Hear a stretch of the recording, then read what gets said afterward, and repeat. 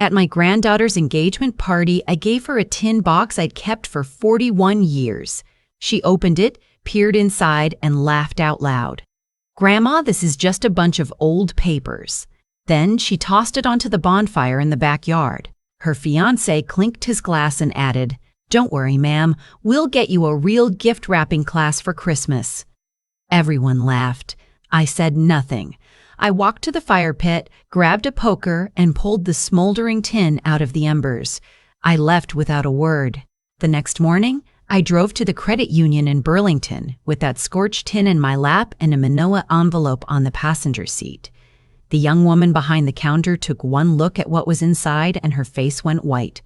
She picked up the phone with shaking hands and said, "Mrs. Perkett, Whitcomb, please don't go anywhere. I need to call our president right now."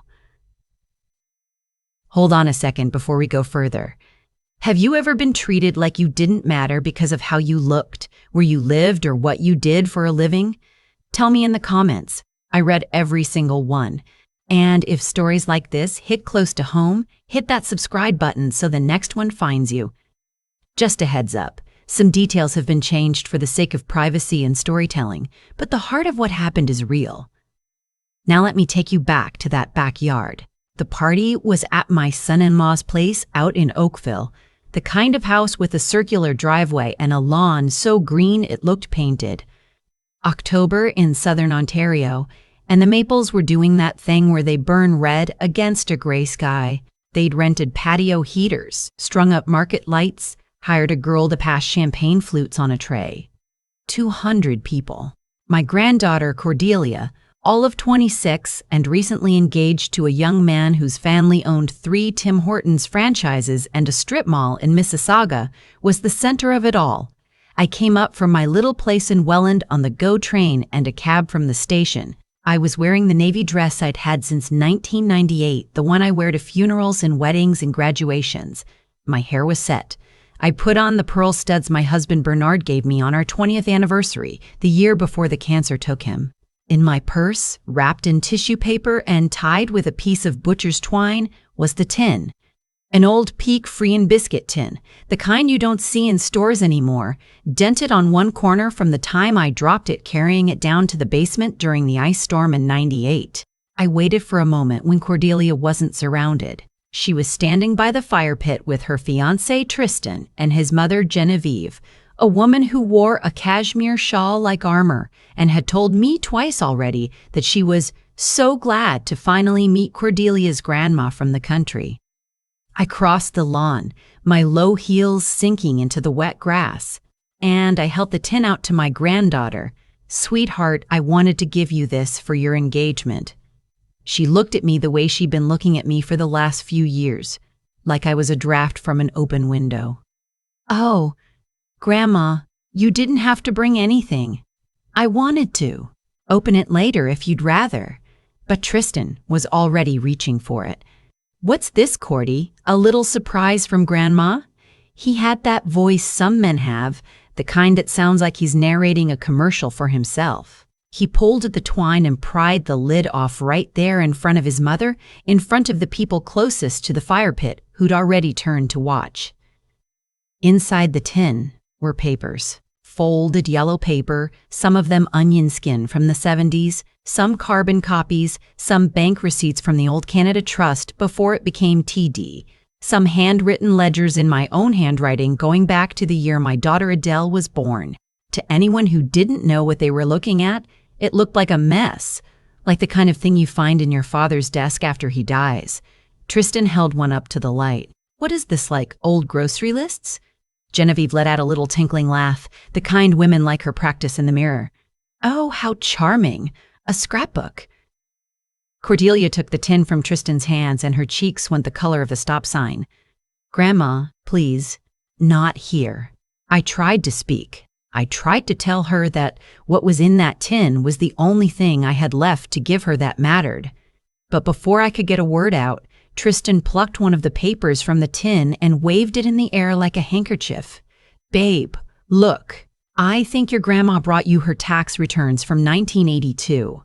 The laughter started small, just from the people standing closest. But laughter is a contagion at parties like that, where everyone is already a little drunk and a little bored and looking for something to feel above. Cordelia laughed too.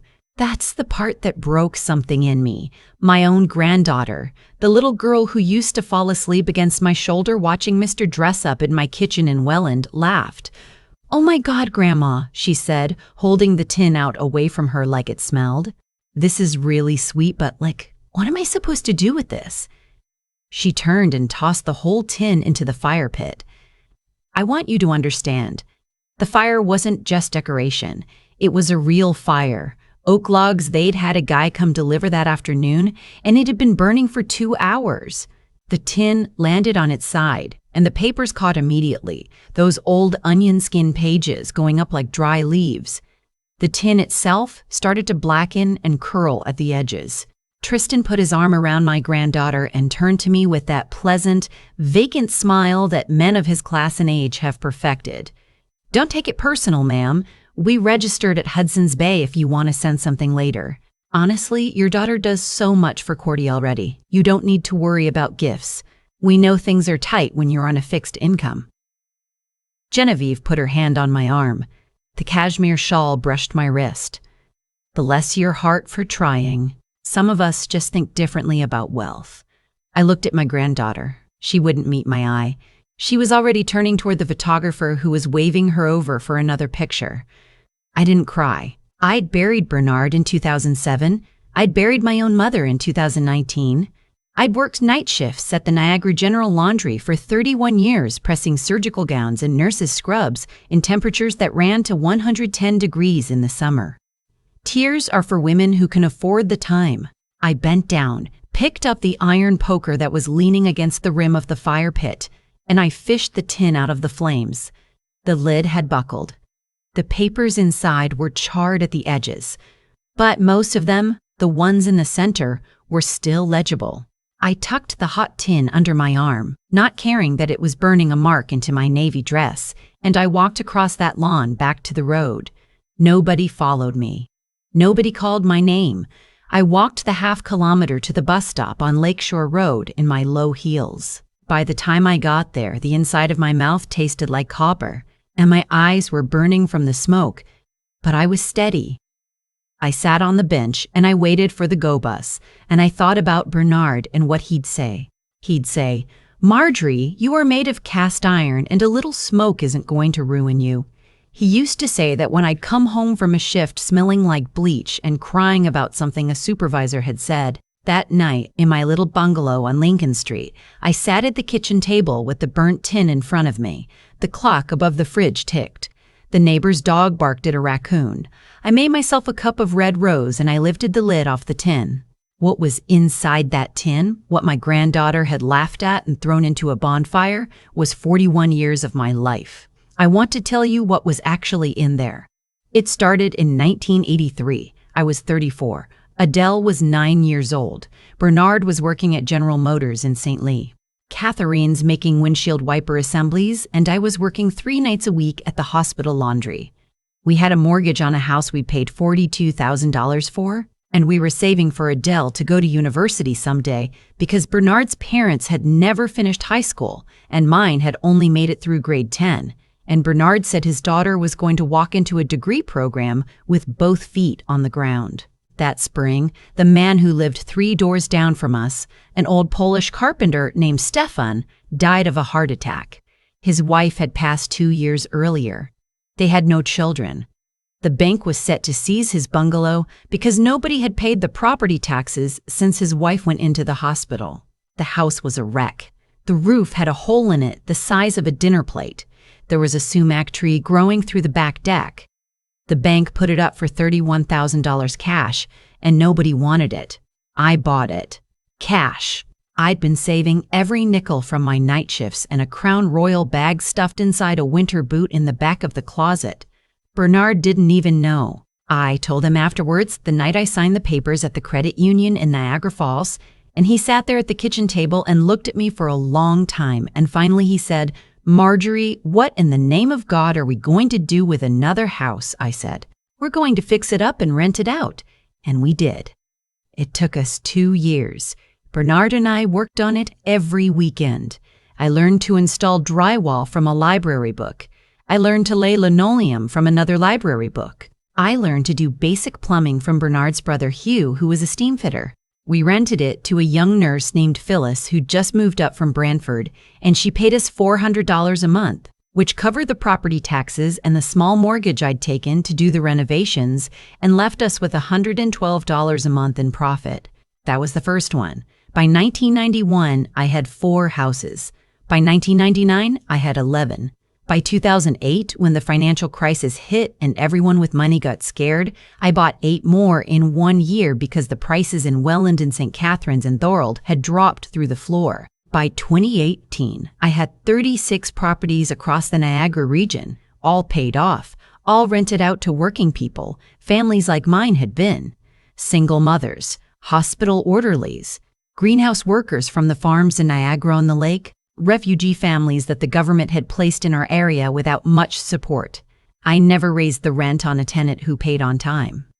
I had Stefan's old house still, the first one, and the woman living in it was the granddaughter of the original Phyllis. In 2019, I'd sold off 12 of those properties to a development company because the land was worth more than the houses, and I'd put the money into mutual funds and a few municipal bonds. After Bernard died and Adele moved out west to Calgary with her first husband, I just kept doing it because I didn't know what else to do with myself. The accountant I'd hired in 2003, an old fellow named Reginald in St. Catharines, had retired and handed me off to his son, who'd taken one look at my books and asked if I knew that I was a millionaire several times over. Every receipt of every transaction, every property deed, every renovation invoice, every tenant's first rent check, every tax return for 41 years, every single piece of paper that had built that life was in tins like the one Cordelia had thrown into the fire. I had 9 of them in the cedar chest at the foot of my bed. The one I'd brought to the engagement party held the original deed to Stefan's bungalow, the deeds to 4 other houses, and a savings bond ledger with a current balance, including accrued interest, of $1,840,000. I'd been bringing it to the party to give to Cordelia. The bond was in her name. I'd opened it the day she was born in 1999. I sat at my kitchen table in Welland that night, and I drank my tea and I looked at the soot on my hands. I didn't cry. I went to the cedar chest and I pulled out one more thing. A folder. Inside the folder was the deed to a property I'd bought in 2017 through a holding company, a 6-acre lakefront property in Oakville, Ontario, with a long circular driveway and a 4-bedroom house on it, the house where my granddaughter had just gotten engaged, where the bonfire was still burning, where they'd thrown my tin into the flames. I owned the ground they'd been standing on. Tristan's family didn't own that house. They rented it. They'd been renting it for 3 years through a property management company in Mississauga, paying $9,400 a month for the privilege of pretending to my granddaughter and to everyone she introduced them to that they were old Oakville money. They weren't. The Tim Hortons franchises were leveraged to the hilt, and the strip mall had been refinanced twice. I knew because I'd had my accountant's son pull the records the day Cordelia called me in tears the previous summer, terrified that Tristan's parents wouldn't approve of her because of where she came from. That phrase, where she came from, meaning me. I made another cup of tea. I sat at the kitchen table until the sun came up over the maple in my front yard. By 6 in the morning, I knew exactly what I was going to do. The credit union in Burlington opened at 9. I was at the door at 10:10. I'd put on my Goodwill coat and the same navy dress, smoke smell and all. The young woman at the front desk was named Tanya, and she'd been my teller for 11 years.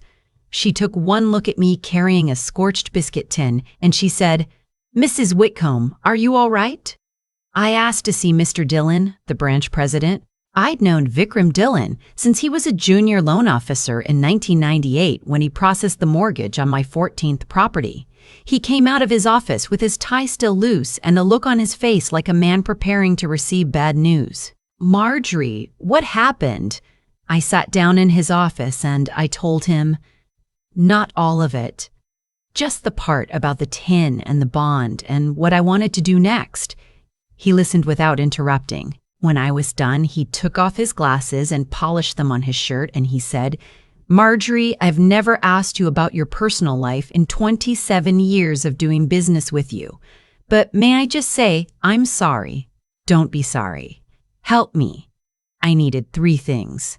First, I needed to liquidate the bond and move the proceeds to a trust I'd set up the year before, with a clause I was about to add. Second, I needed the contact information for a forensic accountant who could look into Tristan's family's finances. Third, I needed to know what it would take to evict the tenants from the Oakville property at the end of their lease in March, which was 5 months away. Vikram looked at me a long time. "Marjorie, are you sure?" "Vikram, I have not been more sure of anything since I bought Stefan's house in 1983. He picked up the phone. By 11 o'clock that morning, I had the name of a forensic accountant in Toronto, a woman named Ingrid Fairholm who'd spent 20 years at the RCMP's commercial crime branch before going private. By noon, I'd left her a voicemail. By 2 o'clock that afternoon, she'd called me back from a hotel in Ottawa and told me she could be at my kitchen table the following Monday.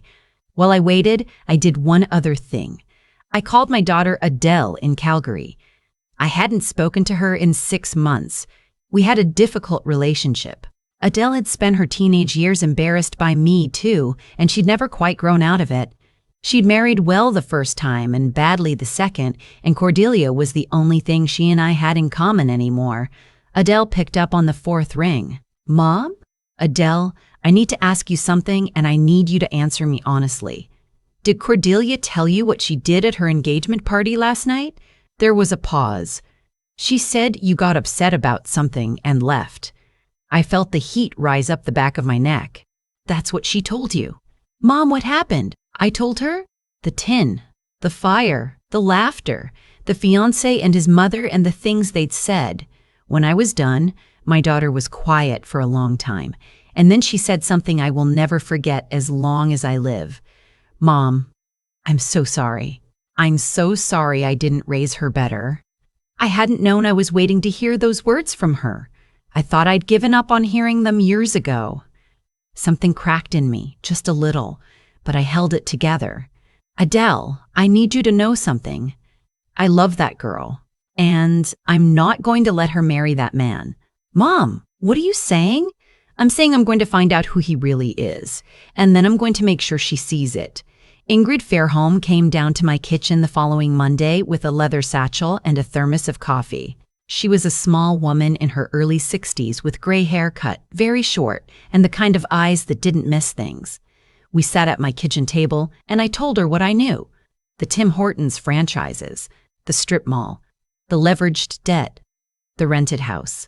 She didn't say anything for the first hour. She just took notes. When I was done, she said, "Mrs. Whitcomb, give me 3 weeks." It took her 2. She came back on a Wednesday afternoon in early November with a folder thicker than my forearm. We sat at the same kitchen table. I poured her coffee. She opened the folder. "Your granddaughter's fiancé is named Tristan Asquith Beaumont. He's 29. His father's franchises and the strip mall are real. They're also, on paper, almost wordless. The family has been borrowing against the assets to maintain a lifestyle since 2019. The Oakville rental, the cars, the trips. They're roughly $4.2 million in debt to 3 different banks." I nodded. I'd expected that. "That's not what's interesting," she said. "What's interesting is your granddaughter's fiancé personally. He works at a wealth management firm in Toronto, mid-level advisor, nothing remarkable. But about 18 months ago, a number of his older clients, several of them widowers in their 70s and 80s, started experiencing what we call portfolio drift. Their accounts have been losing value at a rate that doesn't match the market. The losses have been redistributed into a series of holdings that, when you trace them through 3 offshore intermediaries in the Cayman Islands and Bermuda, end up in an account beneficially owned by Mr. Asquith Beaumont." I put my cup down very carefully. "How much?" "As of last week, just over $600,000. He's careful. He keeps the individual transactions small, but he's been doing it for a year and a half, and he's getting bolder. There's also evidence that he's been forging signatures on transfer authorizations." I looked at her. "Is that what I think it is?" Mrs. Whitcomb, this is fraud. Securities fraud, breach of fiduciary duty, forgery, and possibly tax evasion related to the offshore accounts.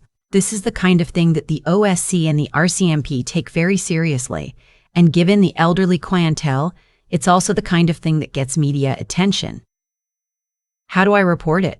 She closed the folder. You don't. I do. I still have friends in the IMET unit. I can make a call, but Mrs. the IMET unit, I can make a call. But Mrs. Bet, Whitcomb, once that call is made, it's a federal investigation. There's no taking it back, and it could take 6 months or it could take 18. Your granddaughter will be married to him for some of that time, possibly all of it. I thought about that. I thought about it for a long time. I thought about the alternative, which was telling Cordelia myself and watching her tell me I was a bitter old woman who couldn't accept that she was happy. Make the call. Ingrid made the call from my kitchen on a borrowed phone. The next week, on a Thursday, 2 officers from the RCMP's Integrated Market Enforcement Team came to my house and I gave a statement. I told them everything I knew. I gave them Ingrid's folder. I asked them one question. How long until you act on this? The lead officer, a woman named Sergeant Beaumarchais, said, We'll move when we have what we need.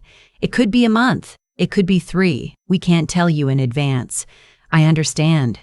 But when you do, I want to be there. She looked at me strangely. Ma'am, that's not how we do things. Sergeant, I own the property where his family lives. I own the place where my granddaughter just got engaged to him. Whatever you do, please understand that the venue of his unmaking is, legally speaking, mine. I don't know if it was that or something else, but a long pause followed, and then she nodded once. The next 4 months were the strangest of my life. I went on as if nothing had changed. I called Cordelia twice a week, just like always. I let her think I'd gotten over what had happened at the party. She didn't apologize, but she stopped mentioning it, which in her mind I think was the same thing. She talked about the wedding. They were planning a March wedding at the Oakville house.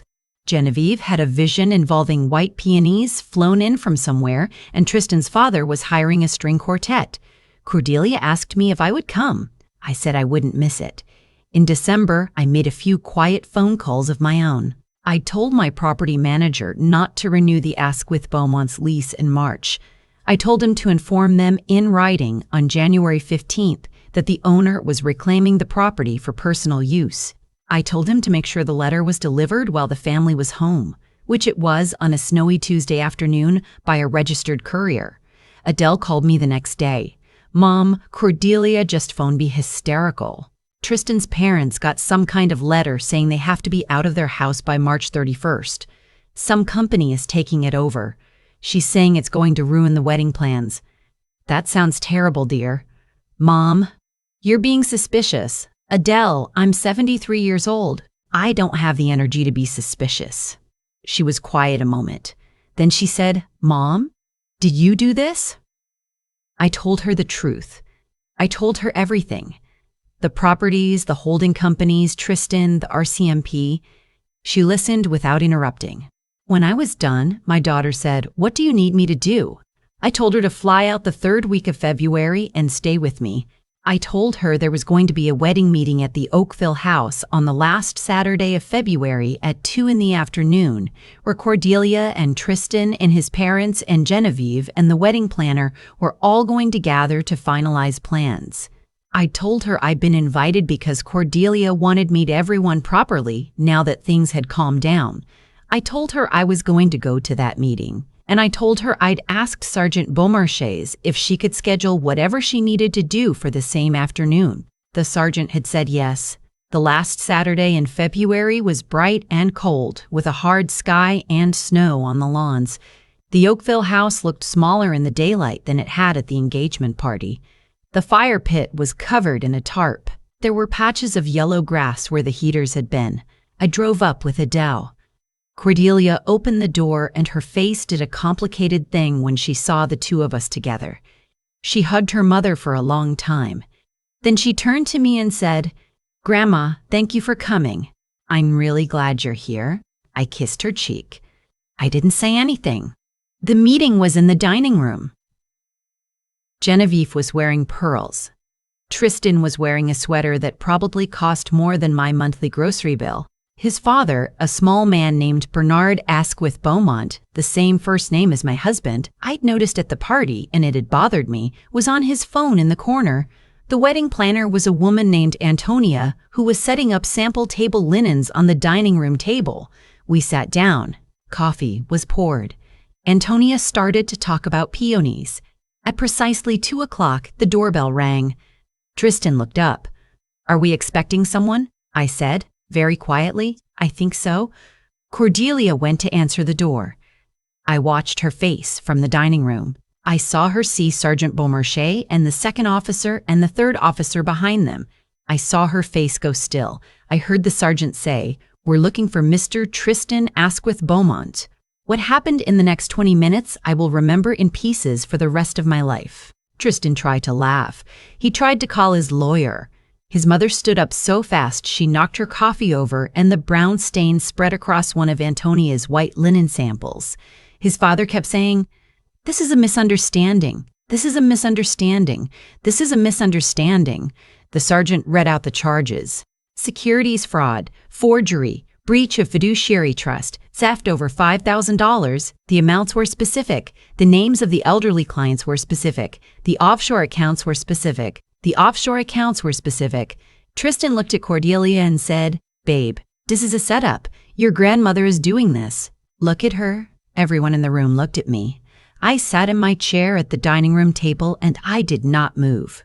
Cordelia's eyes searched my face. I held her gaze and I did not look away. "Yes," I said, "it's me." Tristan started to scream then. He screamed about my dress. He screamed about my granddaughter being too good for me. He screamed that I was a bitter old laundress who couldn't stand to see anyone happy. He used the word cleaner like it was a slur. He called me other things. He said his family had carried me at the engagement party, that they'd done me a kindness by inviting someone of my background into their home. His mother, Genevieve, said, "Tristan, stop talking." He didn't stop. "This is her house," I said. The room went quiet.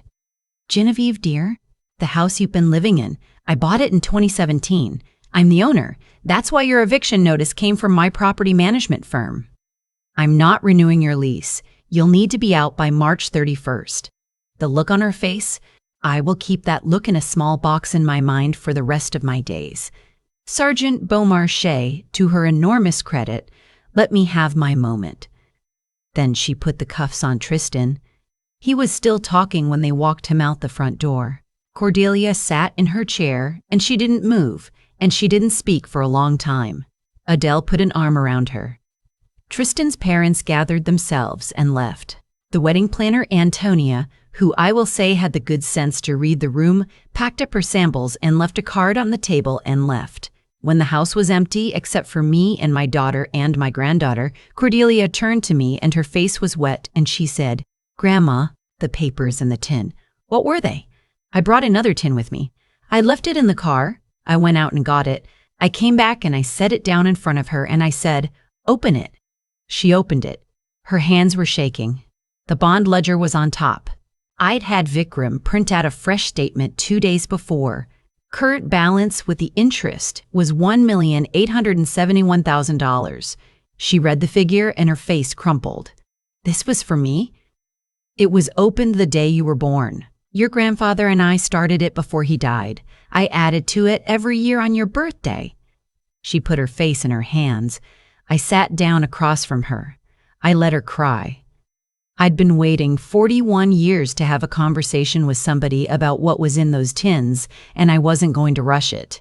"Grandma, I'm so sorry." "I know. I don't know who I am anymore." "That's a good place to start, sweetheart." We talked for 3 hours.